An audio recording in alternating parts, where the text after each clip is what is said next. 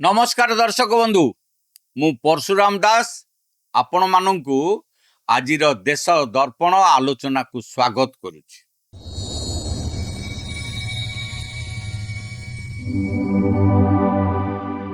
दर्शक बंधु विगत 2023 मसीहारू आज पर्यंत कांग्रेस नेता राहुल गांधी को हाथ को टिके भल भाबरे लक्ष्य करंतु। देशर जेकोसी कोण रे जेकोसी सभारे से गोटे नाली रंगर बही निज हाथ रे धरी बुलुछंती आउ ताहा हेउची कुआडे आम देशर संविधान बही। तांकर एकमात्र वार्ता थाए संविधान विपद रे अछि, आमे संविधान को सुरक्षित रखिबु। किंतु आज प्रश्न उठुची जो राहुल गांधी एवं कांग्रेस दल संविधान पाठ पढ़ाइबा को जाई क्लांत हेउ नाहंती। सेमाने आज निजे संविधान और संसदर नियम को मानिबा को काहींकी मना करुछंती।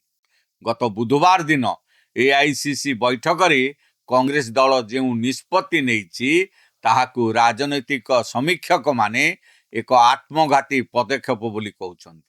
आउ एही घटना परे राहुल गांधी और कांग्रेस दलर सेही पुराणा दोमुहा नीति पुणी थरे संपूर्ण भावे पदार पड़ी जाइछि। कौन से निष्पत्ति से संपर्क रे आज आमे विशद भाव रे आलोचना करिबा।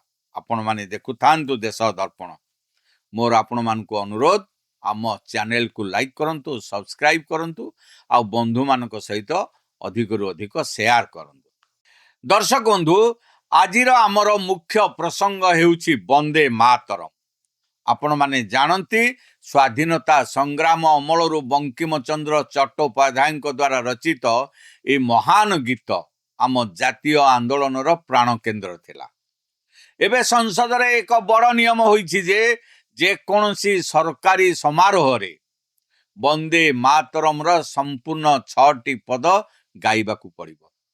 यह देशर संविधान एवं संसदीय व्यवस्था द्वारा स्वीकृत मध्य होइछि। किंतु यह उपरे कांग्रेस रो प्रतिक्रिया कौन आपण मन जानिछंती कि कांग्रेस पक्षरु स्पष्ट भावे कुआ जाइछि जे आमे एही आईन को मानिबु नाही, आमे केवल पूर्व भली 2टी पद गाइबु। कारण गत 90 वर्ष हैला आमे एहाई करी आसुछु। थरे आपण माने भाबंतु तो गोटिए पटे संसद आईन तैयारी करुछि आ अन्य पटे देशर सबुठारु पुराणा राजनैतिक दल कहूची आमे संसदर आईन को मानिमु नाही। आमर निजस्व भर्जन अछि, अर्थात आमर निजस्व मत अछि। यह कोन गणतंत्र? संसद रे पारित होइथिबा आईन को सार्वजनीन भावे अमान्य करिबा कोन संविधान सम्मत? या ठारु बड़ दोमुहा नीति आउ कोन होई पारे? दर्शक बंधु आसंतु टिके इतिहासर पृष्ठा को फेरिबा। इतिहास केबे भी मिछ कहे नाही। 1937 मसीहा रे कांग्रेस काहींकी वंदे मातरम रो संपूर्ण पद गाइबा बंद कर देइथला ता आपण मन जानिछंती कि? कारण सेते बेले मुस्लिम लीग एवं मोहम्मद अली जिन्ना एई गीतर विरोध करुथिले।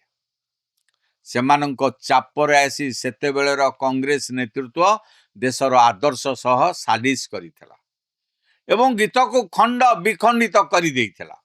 आज ठीक 90 वर्ष परे कांग्रेस पुणी थरे सेही समान मुस्लिम लीग एवं जिन्ना को एजेंडा को आगो को बढ़ाउछि। यार अर्थ कौन? कांग्रेस कौन एबे भी सेही गतानुगतिक तुष्टिकरण राजनीति रु बाहरी पाला नहीं? चलित वर्ष अगस्ट 15 स्वाधीनता दिवस दिन कांग्रेस मुख्यालय रे जो दृश्य देखा मिला ताहा अत्यंत चिंताजनक थिला।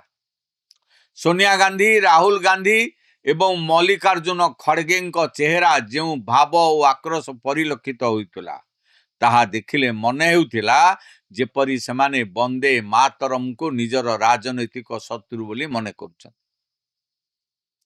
वंदे मातरम केवल कागजर किछि शब्द नुहे, यह हेउछि भारतीय स्वाधीनता आंदोलन अमर आत्मा।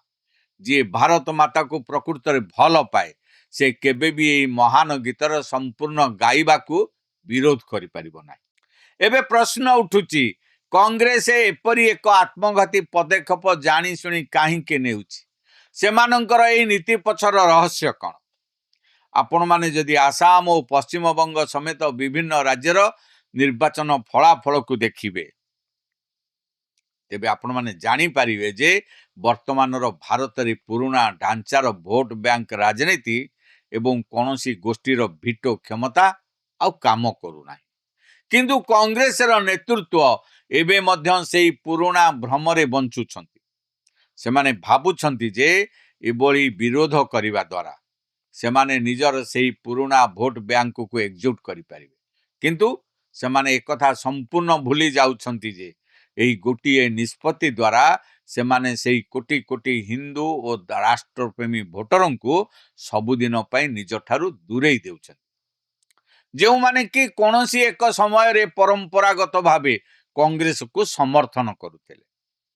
ଯେତେବେଳେ ରାହୁଲ ଗାନ୍ଧୀ ଜନସାଧାରଣଙ୍କ ସାମ୍ନାରେ କୁହନ୍ତି ଭାରତ ମାତା କିଏ, ସେତେବେଳେ ସେ ଦେଶର ଜନସାଧାରଣଙ୍କ ଭାବନାକୁ ଗଭୀର ଆଘାତ ଦିଅନ୍ତି। ଆଜି ସେହି ଆଘାତର ପୁନରାବୃତ୍ତି ବନ୍ଦେ ମାତରମକୁ ବିରୋଧ କରି କରାଯାଉଛି।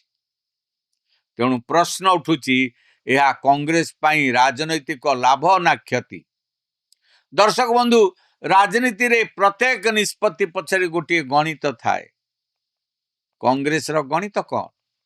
ହୁଏତ ଦଳ ଭାବୁଛି ବନ୍ଦେ ମାତରମର ମୂଳ ଇତିହାସ, ଧର୍ମୀୟ ପ୍ରତୀକ ଏବଂ ବହୁ ସଂସ୍କୃତିବାଦକୁ ନେଇ ଏକ ସନ୍ତୁଳିତ ରାଜନୈତିକ ଯୁକ୍ତି ଦିଆଯାଇପାରିବ।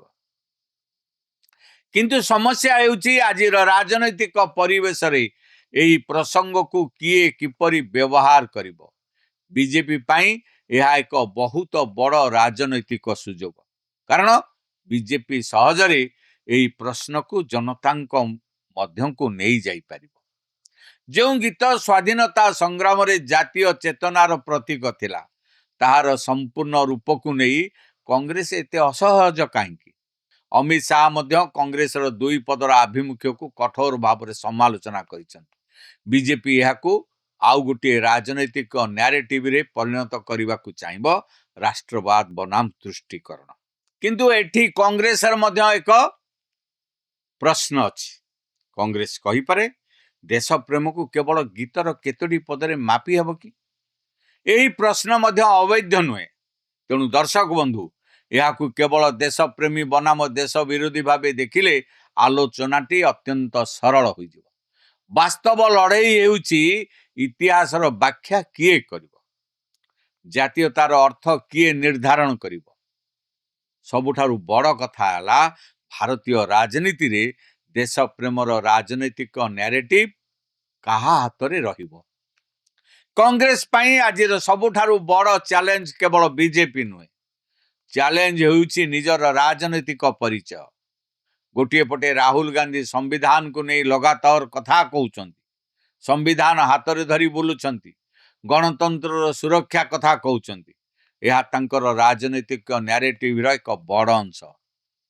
କିନ୍ତୁ ଏବେ ବିଜେପି ତାଙ୍କୁ ପଚାରିବ, ସମ୍ବିଧାନର କଥା କହୁଥିବା କଂଗ୍ରେସ ଜାତୀୟ ପ୍ରତୀକ ଜାତୀୟ ଗୀତକୁ ନେଇ ନିଜର ପୁରୁଣା ଦଳୀୟ ଆଭିମୁଖ୍ୟରେ କାହିଁକି ଅଟଳ? ଏହି ପ୍ରଶ୍ନ ରାଜନୈତିକ ଭାବେ ଅତ୍ୟନ୍ତ ଶକ୍ତିଶାଳୀ, କିନ୍ତୁ ଏହାର ଉତ୍ତର ଦେବାକୁ କଂଗ୍ରେସକୁ ନିଶ୍ଚୟ ପଡ଼ିବ। କଥାରେ ଅଛି ନା, ଯେତେବେଳେ ଭାଗ୍ୟ ସାଥ ଦିଏ ସେତେବେଳେ ସବୁ କିଛି ସହଜ ହୋଇଯାଏ। ଭାରତୀୟ ଜନତା ପାର୍ଟି ପାଇଁ ବର୍ତ୍ତମାନର ପରିସ୍ଥିତି ଠିକ୍ ସେମିତି ହୋଇଛି। 2024 ସାଧାରଣ ନିର୍ବାଚନ ପରେ ବିଜେପି ଶିବିରରେ କିଛିଟା ନିରୁତ୍ସାହ ଦେଖିବାକୁ ମିଳିଥିଲା। ସେମାନଙ୍କ ପାଖରେ କୌଣସି ବଡ଼ ପ୍ରସଙ୍ଗ କିମ୍ବା ନ୍ୟାରେଟିଭ ନଥିଲା ଯାହାକୁ ଆଧାର କରି ସେମାନେ ବିରୋଧୀଙ୍କୁ ଦୃଢ଼ ଭାବରେ ଘେରି ପାରିବେ। କିନ୍ତୁ ଆଜି ଦେଖନ୍ତୁ, ବିଜେପିକୁ ଆଉ କୌଣସି ପ୍ରସଙ୍ଗ ଖୋଜିବାକୁ ପଡ଼ିବ ନାହିଁ। ଦେଶର ଆତ୍ମା ସହ ଜଡ଼ିତ ଏକ ସବୁଠାରୁ ଶକ୍ତିଶାଳୀ ପ୍ରସଙ୍ଗକୁ ବିରୋଧୀ କଂଗ୍ରେସ ନିଜ ହାତରେ ଆଣି ବିଜେପି ଥାଳିରେ ସଜେଇ ଦେଇଛି। ପ୍ରଧାନମନ୍ତ୍ରୀ ନରେନ୍ଦ୍ର ମୋଦିଙ୍କ ଦିମାଗୀ ନକ୍ସଲ ମନ୍ତବ୍ୟ ଏବଂ କଂଗ୍ରେସର ଏହି ବନ୍ଦେ ମାତରମ ବିରୋଧୀ ଆଭିମୁଖ୍ୟ, ଏହି ଦୁଇଟି ମିଶି ଏକ ଅତ୍ୟନ୍ତ ଶକ୍ତିଶାଳୀ ରାଜନୈତିକ ସଙ୍ଗମ ତିଆରି କରିଛି। ଏବେ ବିଜେପି ପାଖରେ ସାଂସ୍କୃତିକ ରାଷ୍ଟ୍ରବାଦକୁ ନେଇ ସିଧାସଳଖ ଜନତାଙ୍କ ପାଖକୁ ଯିବାର ଏକ ସୁବର୍ଣ୍ଣ ସୁଯୋଗ ମିଳିଛି।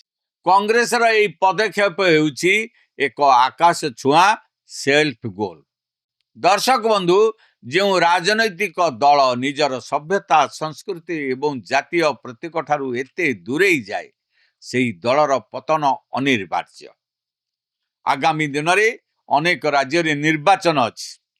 आगकू 2029 लोकसभा निर्वाचन मध्य आसुछि, किंतु एभली आत्मघाती नीति जारी रखिले कांग्रेस को यार अत्यंत भयंकर परिणाम भोगिबाकू पड़िबो, एथिरे कोनोसी संदेह नाही। इतिहासर पुराना भूल को सुधारिबा बदल रे कांग्रेस पुणी थरे सेही पुराना भूल रास्ता रे जाउछि। किंतु आजिर भारत बदली जाइछि। आज भारतीय माने सब किछि बुझुचंती। एभली दोमुहा राजनीति करुथिबा लोकन को सेमाने भलो भाबे चिन्हि सारिछन। हमर एई विश्लेषण आपण मानकु किमिति लागिला कमेंट बॉक्स रे निश्चय जणाइबे। वीडियो भलो लागिथिले याकु लाइक करंतु, बंधु मानक सहित अधिक रु अधिक शेयर करंतु। आम चैनल देश दर्पण को सब्सक्राइब करिया पई भूलंतु नाही। आ गोटे कथा, आपण माने बहु संख्या रे आम वीडियो देखुचंती सत, किंतु बोध हुए सब्सक्राइब करिया को भूली जाउछंती। तेणु अनुरोध करुछि आम चैनल देश दर्पण को सब्सक्राइब करी आम पूरा टीम को उत्साहित करू। फेसबुक रे आम सहित जोड़ी हुअन्तु। एड शेष करुछि आजिर ए प्रसंग। पुणी देखा हबो आगामी प्रसंग रे। रहउछि नमस्कार। अल्प परिश्रम रे अधिक आय देउछि सौमेन अग्रवती। सुलभ मूल्य रे मेसिन नियंतु आउ घरे बसी निजे स्वावलंबी हेबा सहित अन्य को रोजगार दियंतु। सौमेन अग्रवती, फ्लैट नंबर A88, शहीद नगर, भुवनेश्वर।